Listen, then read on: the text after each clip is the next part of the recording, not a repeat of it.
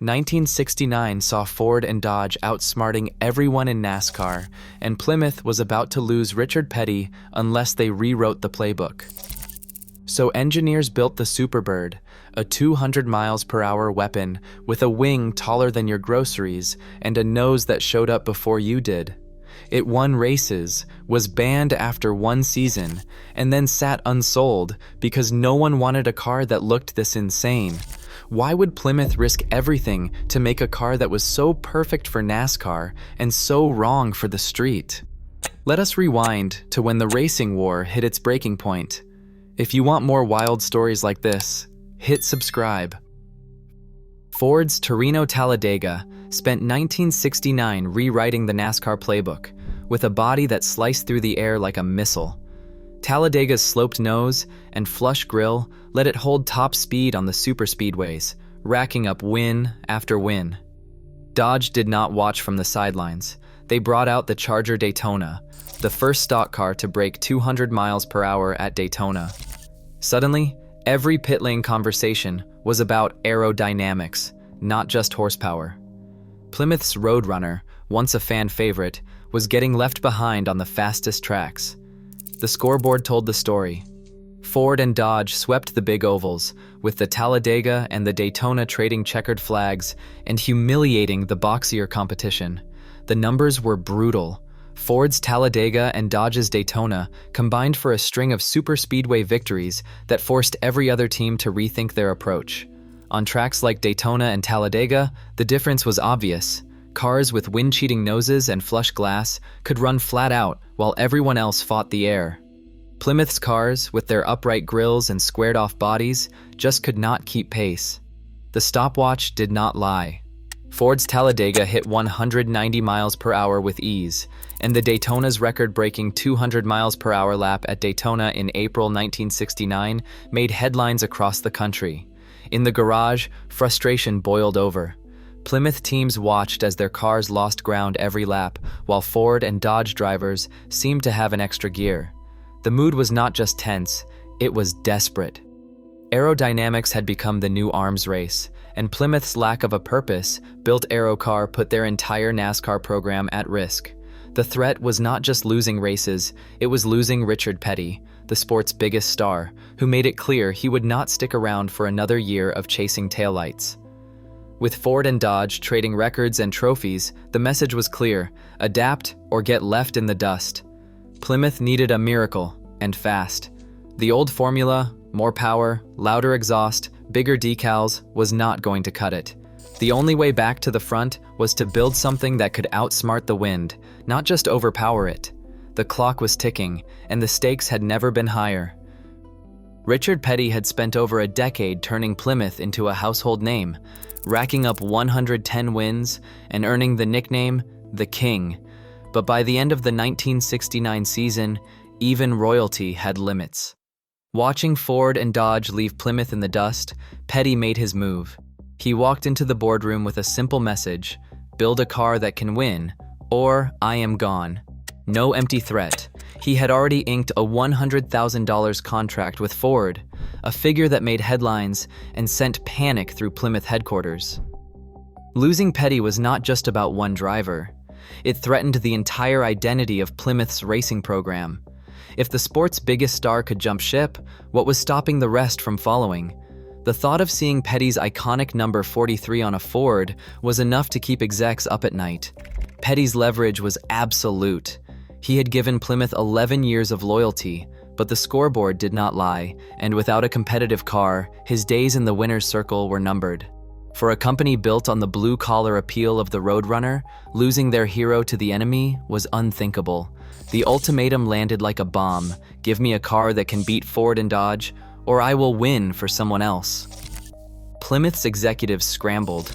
They had 11 months, barely a racing season, to pull off something that would keep Petty in the fold. The pressure was not just about speed, it was about pride, reputation, and the future of Plymouth's entire motorsports effort. Every engineer, every designer, every bean counter suddenly had one job: make sure Richard Petty never wears Ford blue. Petty did not mince words in interviews. He wanted an Aero car, plain and simple. If Dodge could build the Daytona, why could not Plymouth? The clock was ticking, and the stakes could not be higher. This was not just a contract negotiation, it was a showdown that would decide the fate of Plymouth in NASCAR. Petty's threat forced the company to gamble everything on a single radical idea. All in, no safety net, the perfect NASCAR weapon or bust. John Pointer didn't care about making a pretty car. He cared about building a weapon, one that could cut through the air and bring Plymouth back to the front of the pack. When his team got the assignment, the marching orders were clear. Every line, every panel, every bolt had to serve speed. Pointer summed it up in one sentence. The goal was maximum aerodynamic advantage within homologation requirements. That meant no more boxy grills or upright windshields. If it didn't help at 200 miles per hour, it got tossed. The timeline was brutal. 11 months from green light to race day. The team borrowed what they could from the Charger Daytona, but the Superbird needed to be faster, slipperier, and stable enough to keep Richard Petty's hands from sweating at full throttle. Wind tunnel models replaced sketches. Engineers obsessed over airflow, not chrome. The drag coefficient target was 0.28, numbers more at home in a wind tunnel than a Detroit showroom. Pointer's doctrine was simple: aerodynamics wins on the superspeedways. Horsepower might get you down the straight, but if the car fights the air, you're just burning gas and tires. The Superbird's shape wasn't about looking good parked at the drive-in. It was about sticking to the track at 200 miles per hour, lap after lap, while everyone else wrestled their cars through the turns. Every decision, from the flush rear glass to the outlandish rear wing, came from this philosophy. The Superbird wasn't just a reaction to losing races, it was an all-out assault on the laws of physics, built under a ticking clock, with the entire future of Plymouth's NASCAR program hanging in the balance. The result? A car that looked like nothing else on the road, because it was designed for a world where style points didn't matter. Only the stopwatch did. The Superbird's most outrageous feature didn't just turn heads, it rewrote the rulebook on rear stability. That towering wing, perched a full 23 inches above the trunk, wasn't for show. Engineers placed it deliberately high, above the car's roofline, so it could slice through clean, undisturbed air instead of the turbulent mess trailing behind the roof. At 150 miles per hour and beyond, the effect was dramatic. The wing generated enough downforce to glue the rear tires to the asphalt, keeping the car planted through high-speed corners that would have other racers tiptoeing. This wasn't just a big spoiler stuck on for intimidation. The shape was pure function, an upside-down airfoil tuned in the wind tunnel, with vertical supports bolted straight through the trunk. Teams could adjust the angle of attack, fine-tuning the balance for different tracks. Crank it up at Talladega for maximum grip, dial it back at shorter ovals for less drag. Every adjustment meant real seconds gained or lost on the stopwatch. On the track, the difference was obvious. While other cars fought for traction, the Superbird's rear end stayed locked down, lap after lap.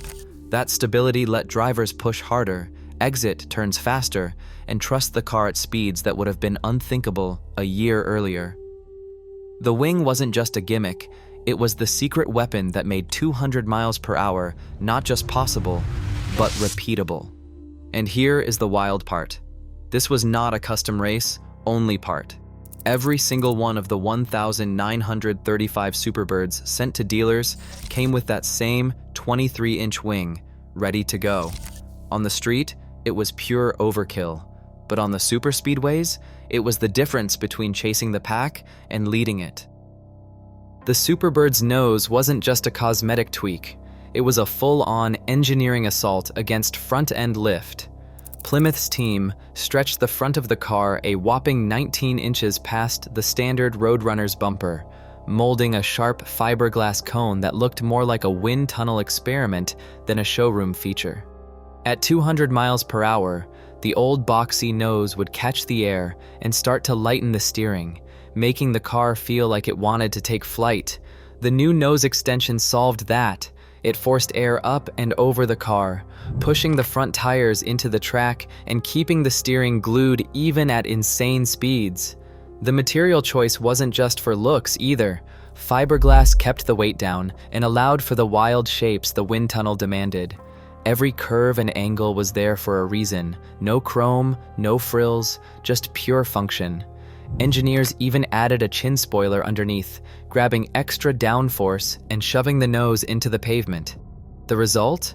Drivers could barrel into Daytona's banking at full throttle, trusting the car to stay planted instead of hunting for grip. On the street, though, the Superbird's nose made its own kind of statement.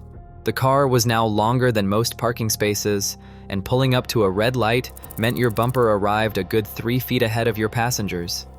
Good luck fitting it in your garage, unless you were ready to sacrifice your workbench or the family lawnmower. But on the track, that 19-inch extension was the difference between white-knuckle terror and rock-solid stability. It was the perfect counterweight to the high-mounted rear wing, turning the Superbird into a balanced missile built for NASCAR's fastest ovals. Aerodynamics didn't stop at wings and noses. Plymouth's engineers dug into every detail, hunting for stray bits of drag that could slow the Superbird down. They treated every surface like a problem to be solved, not a styling exercise. The rear window got a complete overhaul. Instead of the standard Roadrunner's deeply recessed glass that trapped air and created turbulence, the Superbird wore a flush-mounted rear window. This single change shaved crucial points off the drag coefficient, smoothing the path for air as it rushed over the roof and out the back. At 200 miles per hour, even a quarter inch of glass sticking out meant lost speed, and in the NASCAR arms race, that was unacceptable. Up front, the headlights got the same obsessive treatment. Regular pop-up lights would have ruined the Superbird's wind-cheating nose, so Plymouth used vacuum-operated doors that sealed the headlights away when not in use. The result was a nose that stayed sleek at speed, with no awkward bumps or gaps to catch the wind. On race day, that meant less air resistance and a few more miles per hour down the straight. For everyday drivers, though, those vacuum-operated doors became a test of patience. Flipping the switch sometimes did nothing, or the headlights crept open like they were waking from a nap. If you were lucky, they'd open before the guy behind you started honking. Every tweak mattered. The flush glass and hidden headlights didn't just look cool, they were the final touches that pushed the Superbird's drag coefficient down to a reported 0.28. That number put it in the same league as sports cars decades later, and it made sure all the power under the hood wasn't wasted fighting the air.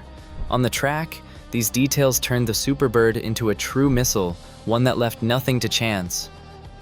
Under the hood, the Superbird gave buyers two choices, both legendary and unapologetically loud about their intentions. The base engine was the 440 cubic inch V8, good for 375 horsepower. This was the workhorse, the motor that could take punishment all season long and still fire up for another round. It came with a single 4-barrel carburetor, but even in this basic form, it was more than enough to push the Superbird deep into triple-digit speeds.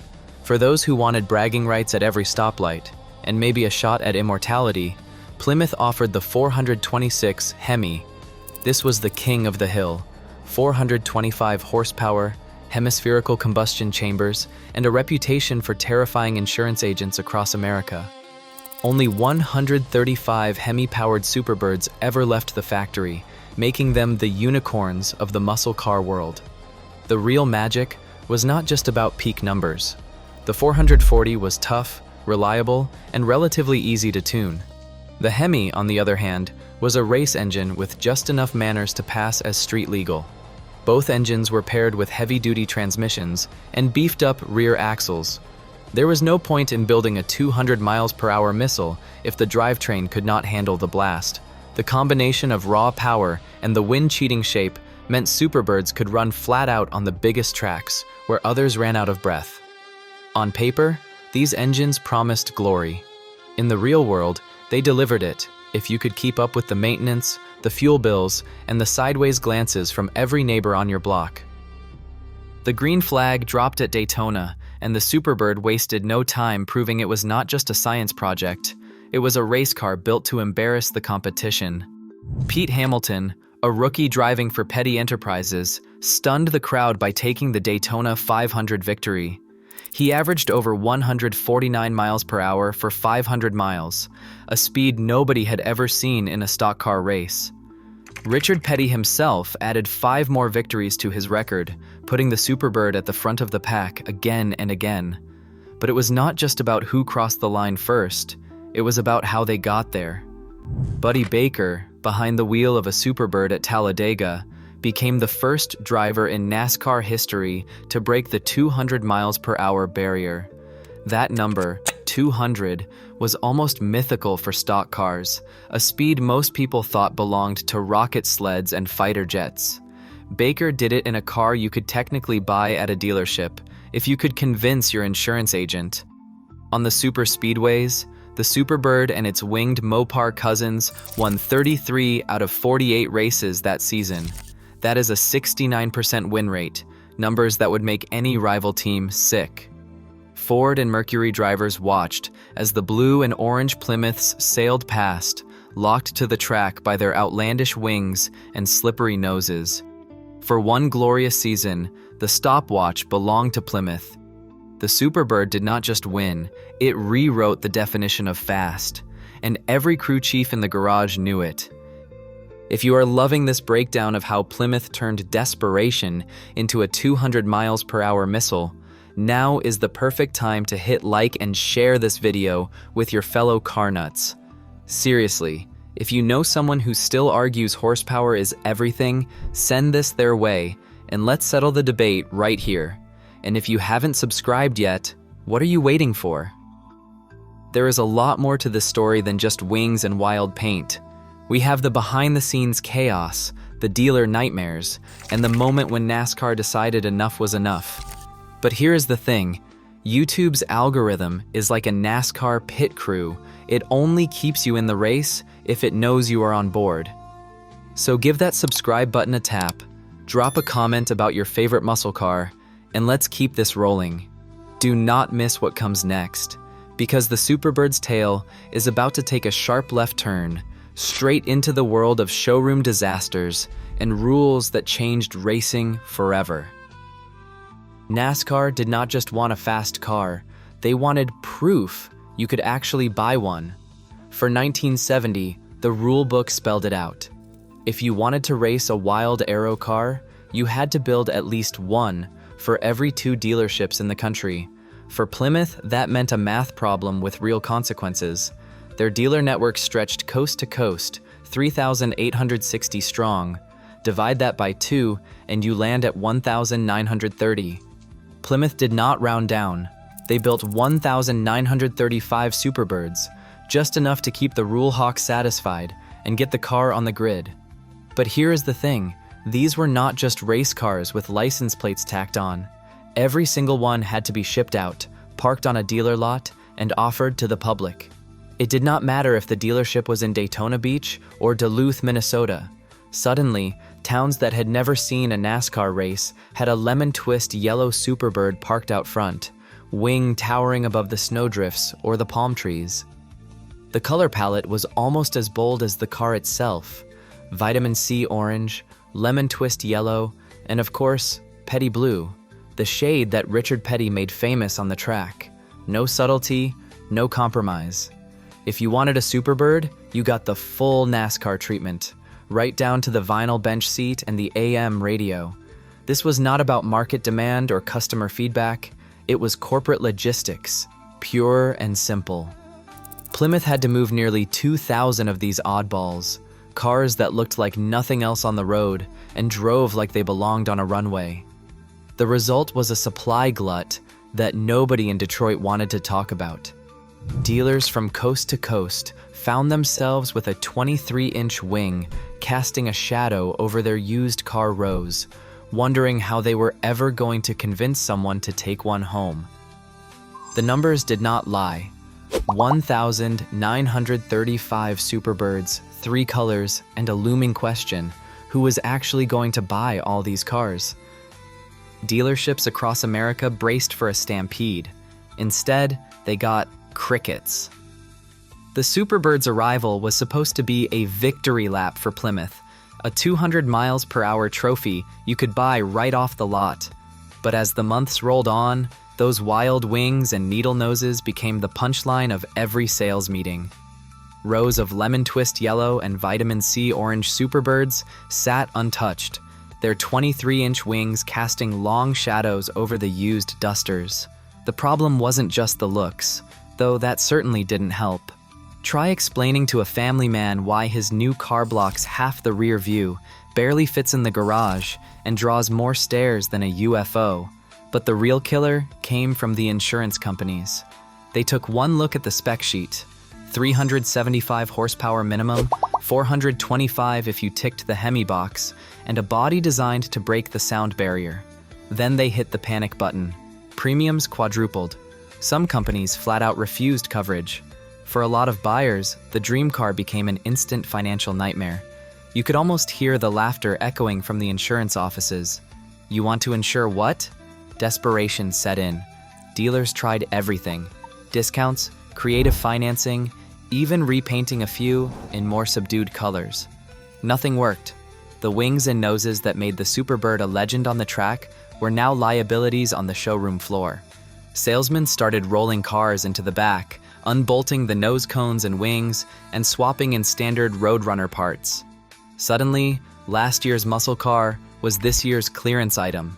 Some Superbirds sold for less than a regular Roadrunner just to get them off the books. The engineering marvels that had conquered Daytona were being stripped down and disguised, all in the hope that someone, anyone, would take one home. The irony was impossible to ignore. Plymouth had built exactly what NASCAR demanded, and the result was a parking lot full of unsellable race cars. The same features that made the Superbird unbeatable on Sunday made it nearly impossible to move on Monday. And with every unsold car, the gap between racing glory and commercial reality grew wider, setting up a showdown that would change NASCAR forever. NASCAR's rulebook for 1971 didn't just tweak the game, it threw a wrench straight into the heart of the Aero wars. Buried in the technical section was a new line: any car with extreme aerodynamic features like a wing or a pointed nose could only run an engine up to 305 cubic inches.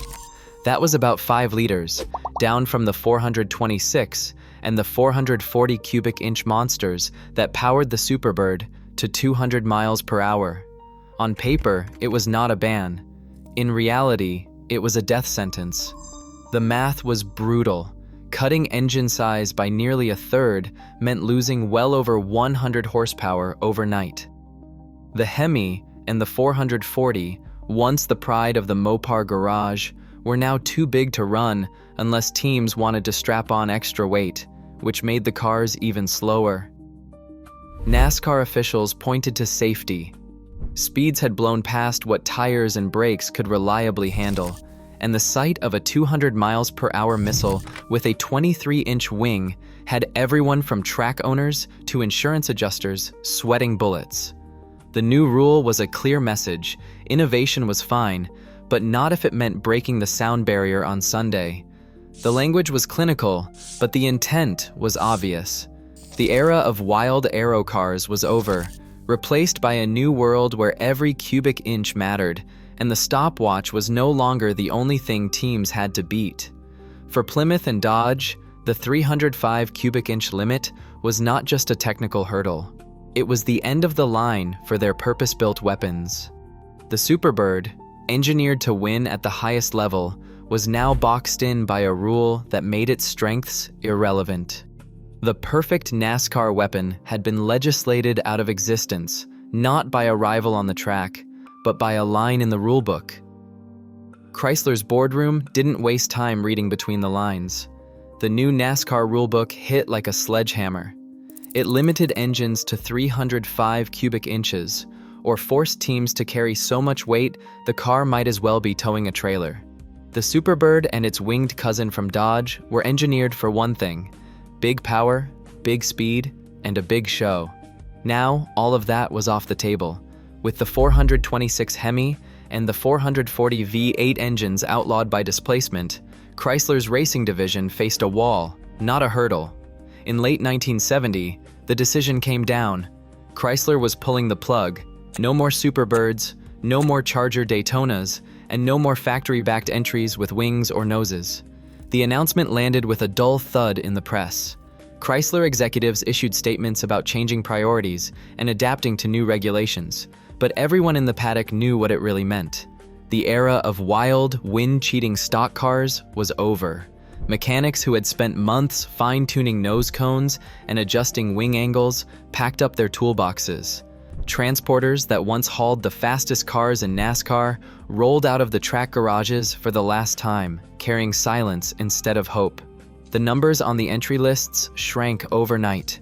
Teams that had bet everything on Chrysler's Aero cars found themselves scrambling for alternatives or leaving the sport altogether. For the engineers and drivers who had lived and breathed the Superbird project, there was no going back, just a quiet, frustrated exit from the stage. The perfect NASCAR weapon had been built, unleashed, and then locked away, not by a competitor's checkered flag, but by a line in the rulebook and a corporate retreat that ended one of racing's boldest experiments. Today, a car once dismissed as unsellable is valued at over $500,000. That is proof that innovation often outpaces acceptance. As motorsport rules grow stricter and aerodynamics become the invisible battleground, the Superbird's outlaw spirit reminds us that true breakthroughs rarely fit neatly inside the rulebook or the showroom. Sometimes, the future gets banned before it even arrives. Drop your thoughts below. Would you let one in your garage?